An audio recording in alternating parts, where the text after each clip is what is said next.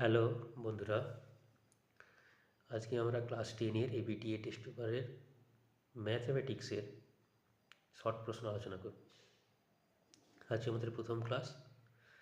তো আজকে আমরা এবিটিএর টেস্ট পেপারের 833 নম্বর পেজের যে স্কুলটা আছে, তো সেটা শর্ট প্রশ্ন আলোচনা করছি। প্রথম প্রশ্ন তোমরা এখানে দেখতে পাচ্ছ, একের দাগের 1, বার্ষিক 10% সরল সুদের হারে এ টাকার বি মাসের সুদ কী হবে? 4টে অপশান দেওয়া আছে, দেখো কীভাবে করছি আমরা।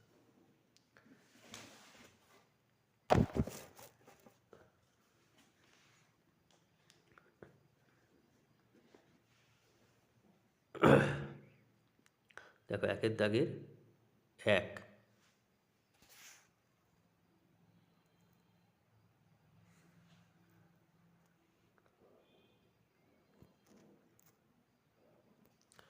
এটা হচ্ছে page number 833। Okay,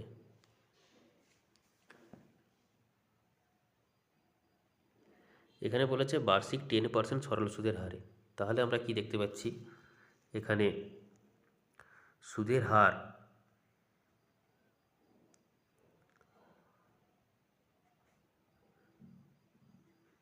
R equal to 10%। ওকে, এ টাকার, তাহলে আসল কত? আসল হচ্ছে যে এ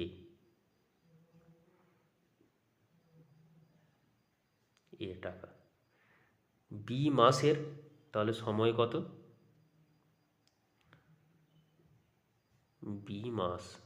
এবার আমাদের যে সূত্র আছে আই সমান পিটি আর বাই 100, সেখানে কিন্তু সময় দেওয়া রয়েছে বছরে। তাহলে বি মাসকে বছরে বের করতে হলে কী হবে? b/12 বছর। ওকে, আর আমরা কি জানি?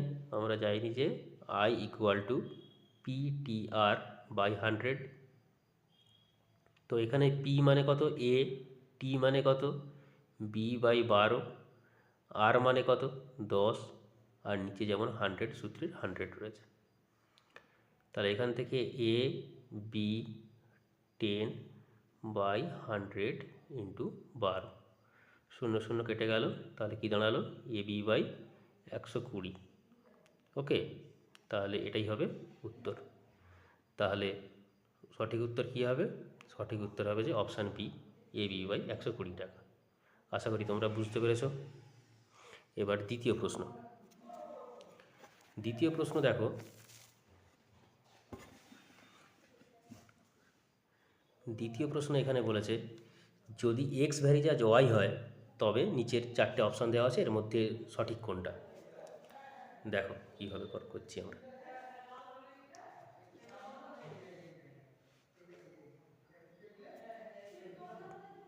দেখো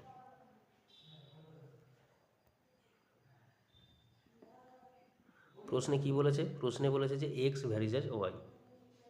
তাহলে আমরা এখান থেকে লিখতে পারি x equal to k into y, যেখানে কে নট ইকুয়াল টু 0, ধ্রুবক। বা দিয়ে আমরা কি করব? উভয় পক্ষ যে আছে, উভয় যে পক্ষ আছে, উভয় পক্ষকে বর্গ করব। তাহলে কি দাঁড়ায়? X square equal to k square y square. এখানে আমরা কি লিখব? উভয় পক্ষকে বর্গ করে পাই।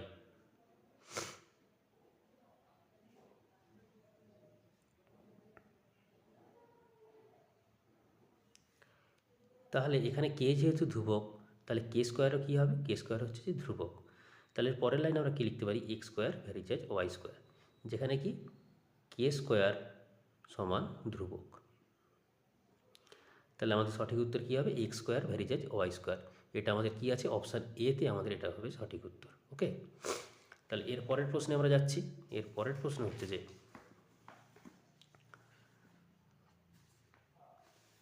এর পরের প্রশ্ন কী বলেছে দেখো, বলেছে যে এ বি সি ডি বৃত্তস্থ চতুর্ভুজের কোণ এ 100 ডিগ্রি হলে কোণ সি এর মান কত হবে?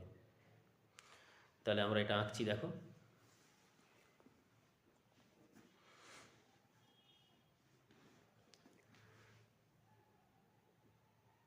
তিন নম্বর। তাহলে বলেছে একটা বৃত্তস্থ চতুর্ভুজ যেটা এ বি সি ডি। তাহলে প্রথমে একটা বৃত্ত আঁকলাম আমরা।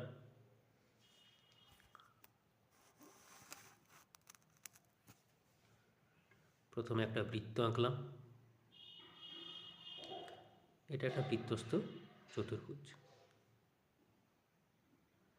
নাম দিলাম এ বি সি ডি। এবার বলেছে এই বৃত্তস্থ চতুর্ভুজের কোণ এ 100, তাহলে এই কোণটার মান কত বলেছে? 100 ডিগ্রি। ওকে, কোণ সি এর মান বের করতে বলেছে। এখানে একটা জিনিস আমরা কি জানি, আমরা জানি যে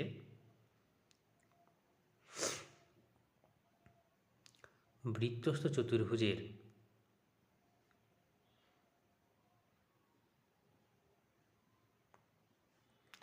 বিপরীত কোণগুলির সমষ্টি হয় 180 ডিগ্রি।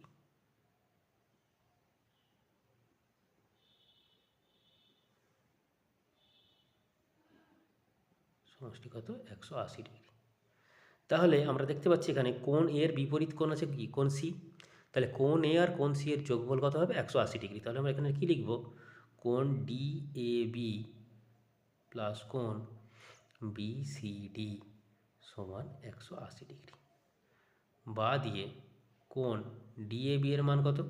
100 ডিগ্রি প্লাস কোণ বি সি ডি সমান 180 ডিগ্রি। বা দিয়ে কোণ বি সি ডি সমান 180 মাইনাস 100 ডিগ্রি সমান 80 ডিগ্রি। তাহলে সঠিক উত্তর কী হবে? অপশান সি হচ্ছে যে সঠিক উত্তর। ওকে, পরের প্রশ্ন দেখো। পরের প্রশ্ন কি বলেছে? 4 দাগের প্রশ্ন। Sine theta equal to cos theta হলে 2 থিটার মান কত হবে? অপশান দেওয়া হয়েছে, দেখো।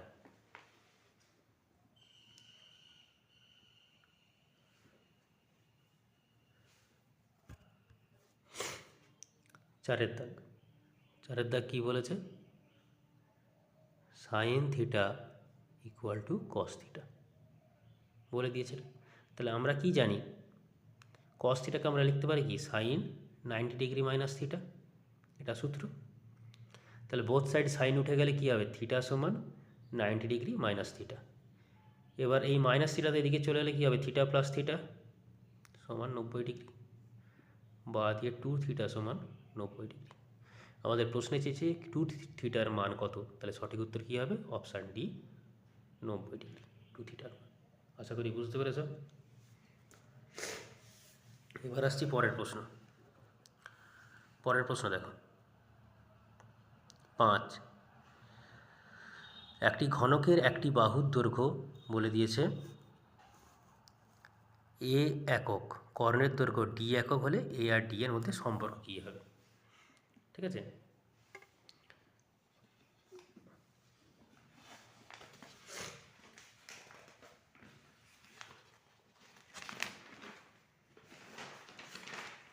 তোমাদের যদি কোনো প্রশ্নে কোনো ডাউট থাকে আমাকে কমেন্টে তোমরা জানিও। আর যেহেতু বেশিরভাগ টিচাররা প্রথম থেকে টেস্ট পেপার করাচ্ছেন, তো আমি তাই চেষ্টা করলাম শেষের দিক থেকে করানোর, যাতে তোমাদের ওভারঅল সবটা কমপ্লিট হয়ে যায়। ওকে, তো হ্যাঁ, 5 দাগের প্রশ্ন দেখো। 5 দাগের প্রশ্ন তাহলে কী বলেছে? একটি ঘনকের একটি বাহুর দৈর্ঘ্য বলে দিয়েছে এ একক, কর্ণের দৈর্ঘ্য বলেছে ডি একক। তাহলে আমরা একটা ঘনক আঁকলি। ঘনক কাকে বলে? এই যে চিত্রটা দেখছো, এটা হচ্ছে ঘনক। এর প্রত্যেকটা বাহুর দৈর্ঘ্য কী হয়? সমান হয়। ঠিক আছে, মানে প্রত্যেকটা সাইড হচ্ছে বর্গক্ষেত্র। তাহলে ঘনকের বাহুর দৈর্ঘ্য এ একক বলে দিয়েছে। তাহলে আমরা এখানে কি লিখব? লিখছি আমরা ঘনকের বাহুর দৈর্ঘ্য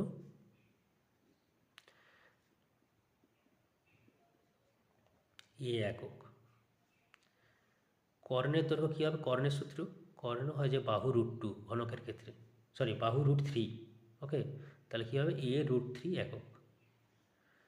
আর এখানে অলরেডি কি বলে দিয়েছে?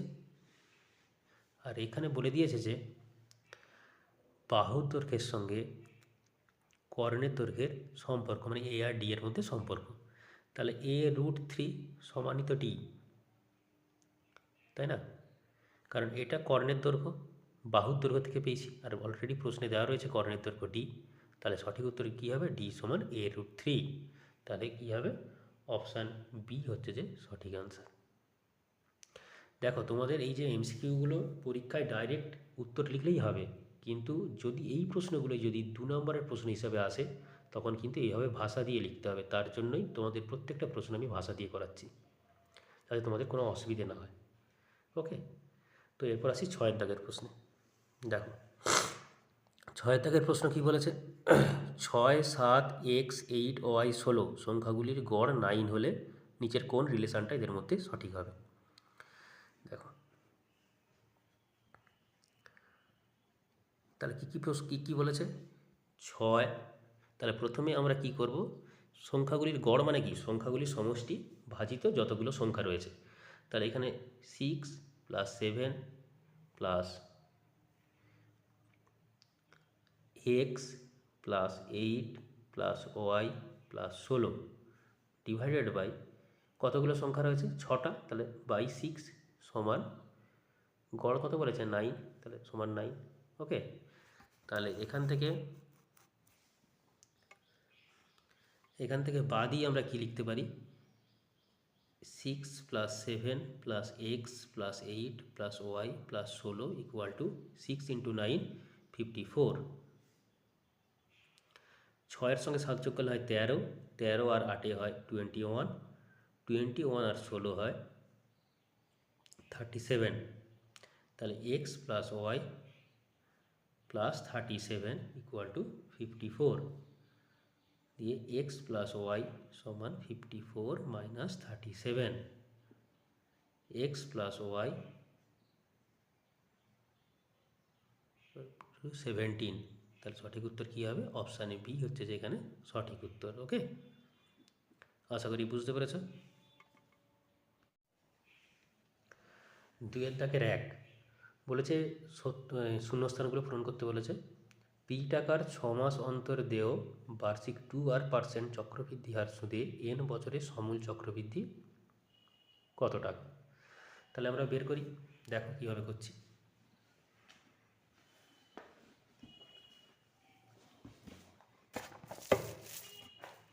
দেখো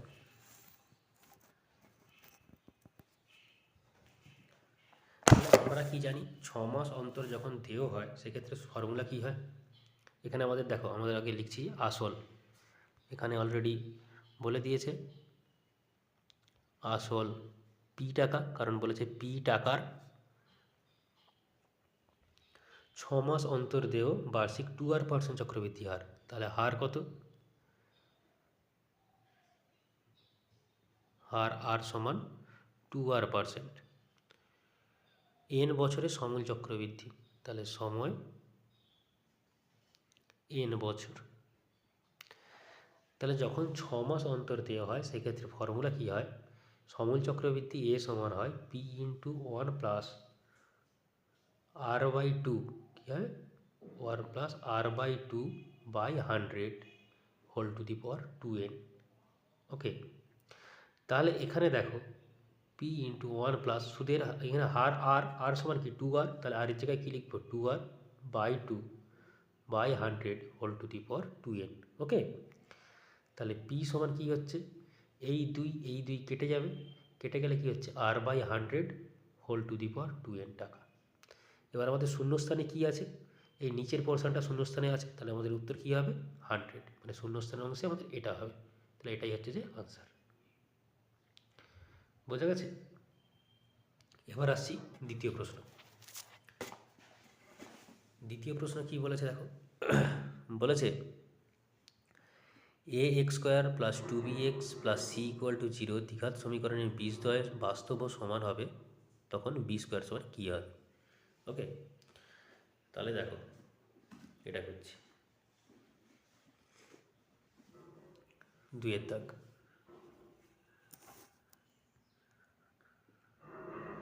এখানে সমীকরণটা কি বলেছে, সমীকরণ বলেছে কি ax² + 2bx + c = 0, যেখানে a ≠ 0। ওকে, এই সমীকরণের বীজদ্বয় বাস্তব ও সমান। তাহলে আমরা কি জানি, বীজদ্বয় বাস্তব ও সমান মানে কি হয়, নিরূপক যেটা সেটা সমান 0 হয়, মানে b² - 4ac = 0 হয়। এখানে b মানে কি, এখানে b মানে হচ্ছে যে 2b, কারণ x এর সহগকে আমরা b বলি। তাহলে এক্ষেত্রে আমরা কী লিখব, এই কন্ডিশনের ক্ষেত্রে কী হয়, নিরূপক সমান 0। নিরূপক মানে কি, এখানে 2b² - 4ac = 0, বা দিয়ে 2b² মানে কি 4b² - 4ac = 0। ওকে, তাহলে 4b² = 4ac।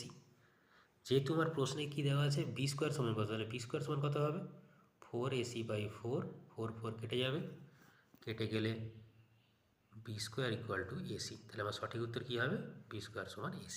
ওকে, আশা করি বুঝতে পেরেছ। এবার আসছি পরের প্রশ্নে। পরের প্রশ্ন দেখো, 3 দাগের প্রশ্ন বলেছে sin a = ½ এবং cos b = ½ হলে a + b এর মান কত। ওকে, তাহলে দেখো 3 দাগ,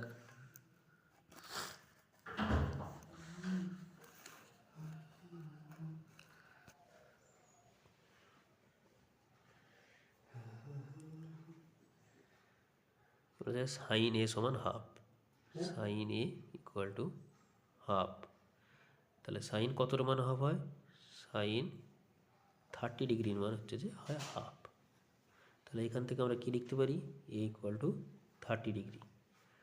আবার কি বলেছে, cos b = হাফ, cos কতর মান হাফ হয়, cos 60 ডিগ্রির মান হচ্ছে যে হয় হাফ। তাহলে এখান থেকে b = 60 ডিগ্রি। ওকে, তাহলে আমাকে a + b এর মান বের করতে বলেছে। তাহলে আমার a + b কত হবে, a + b = a কত 30 ডিগ্রি আর b 60 ডিগ্রি, তাহলে টোটাল কী হবে 90 ডিগ্রি। তাহলে a + b এর মান হবে যে 90 ডিগ্রি। ওকে, এবার আসি 4 দাগের প্রশ্ন। 4 দাগের প্রশ্ন দেখো কি বলেছে। 4 দাগের প্রশ্ন বলেছে, একটি সরলরেখা একটি বৃত্তকে দুটি বিন্দুতে ছেদ করলে সরলরেখাটিকে ড্যাশ বলা হয়। তাহলে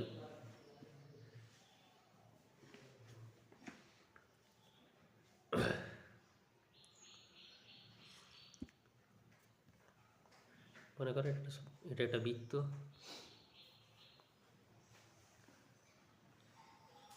এই বৃত্তকে একটি সরলরেখা দুটি বিন্দুতে ছেদ করেছে। এই একটা বিন্দুতে ছেদ করলো, এই একটা বিন্দুতে, তাহলে এটাকে কী বলে, এটাকে বলে বৃত্তের জ্যা। তাহলে কী হবে, সঠিক উত্তর হবে যে জ্যা বলে। ওকে, পরের প্রশ্নে আসছি। পরের প্রশ্ন দেখো,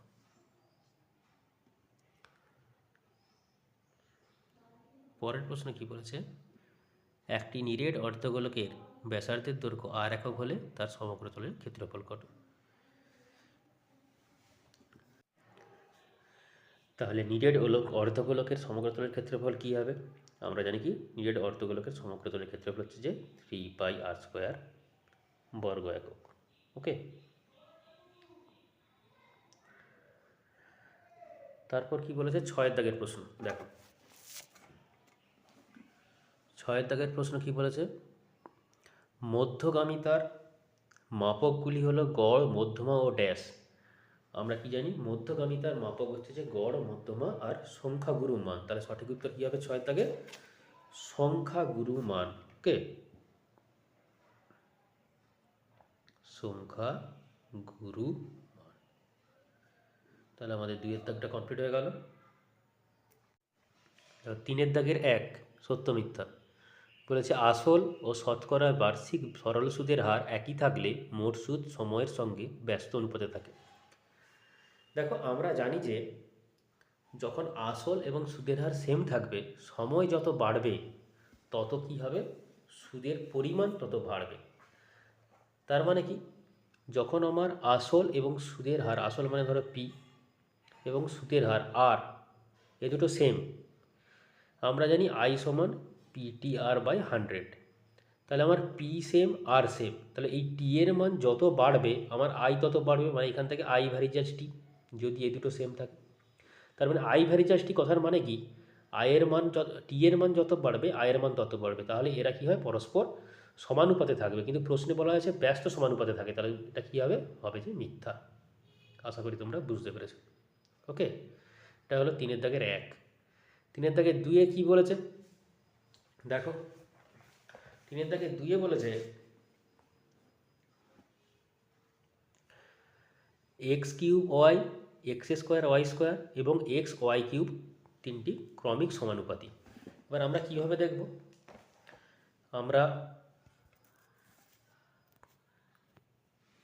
আমরা কি জানি, যদি এ বি আর সি ক্রমিক সমানুপাতি যদি হয়, তাহলে এখান থেকে আমরা কি পাই? এ বাই বি সমান বি বাই সি। এবার প্রশ্নে কি বলেছে? প্রশ্নে বলেছে যে x cube y, x square y square আর এক্স ওয়াই কিউব। ওকে, তাহলে এখান থেকে আমরা কি পাবো? X cube y by x square y square সমান x square y square by x y cube. তাহলে এখানে কাটাকাটি করলে কি হবে? এখানে এক্স স্কোয়ার আর এক্স কিউব রয়েছে, তাহলে এর দুটোর সঙ্গে এর একটা এক্স দুটো এক্স কেটে যাবে, মানে একটা এক্স থাকবে।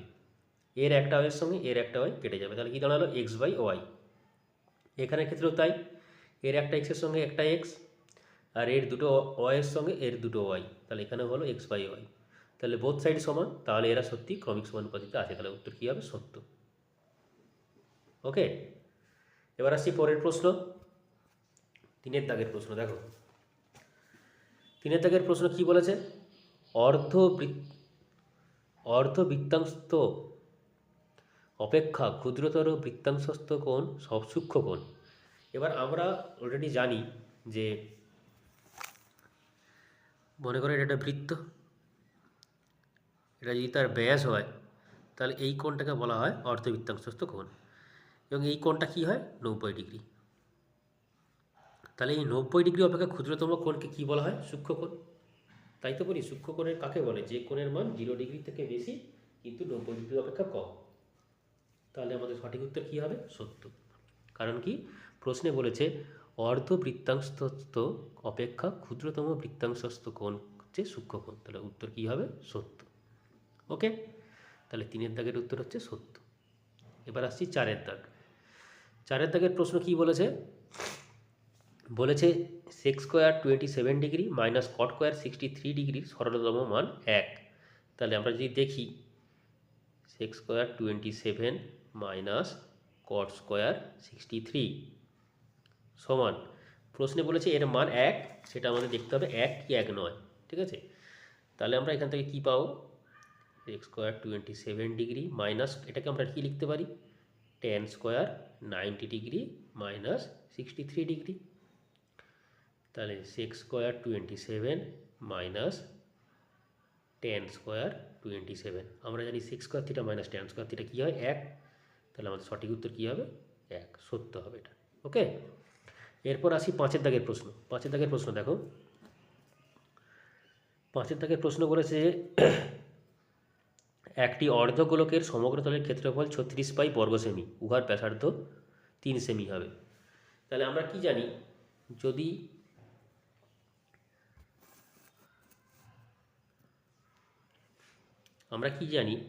যদি কোনো অর্ধগোলকের ব্যাসার্ধ হয় আর, যদি ব্যাসার্ধ ধরি, অর্ধগোলকের ব্যাসার্ধ আর, ধরি অর্ধগোলকের ব্যাসার্ধ আর, তাহলে তার সমগ্রতলের ক্ষেত্রফল কী হয়? তাহলে তার সমগ্রতলের ক্ষেত্রফল হয় 3 পাই আর স্কোয়ার। আমরা এটাকে নিরেট অর্ধগোলক ধরে নিচ্ছি।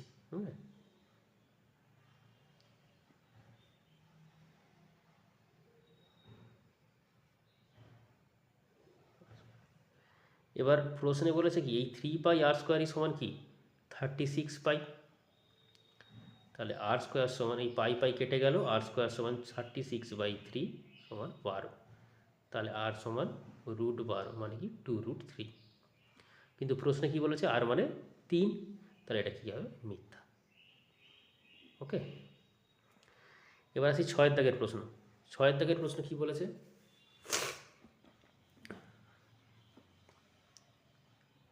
দেখো 6 দাগের প্রশ্ন বলেছে অজাহিব দুটির ছেদবিন্দু থেকে এক্স অক্ষের উপর লম্ব টানলে এক্স অক্ষ ও লম্বের ছেদবিন্দুর ভুজি হলো মধ্যমা। এটা হচ্ছে উত্তর কী হবে? এটা হচ্ছে সত্য। ওকে, তাহলে 6 দাগেরটা কী হবে?